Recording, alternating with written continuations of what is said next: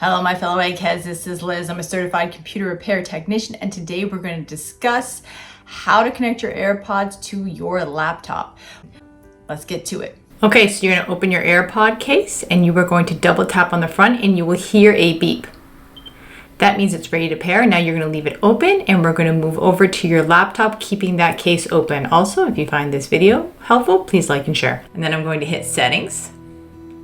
And then from the settings windows, I'm going to go ahead and expand my settings windows here, and then I'm going to hit the Bluetooth and devices tab. I'm going to make sure my Bluetooth is on. As you see, it's toggled off. I'm going to toggle it back on, hit add a device, and then I'm going to hit Bluetooth. It will search through all my devices. I'm going to look for my AirPods and hit the connect button.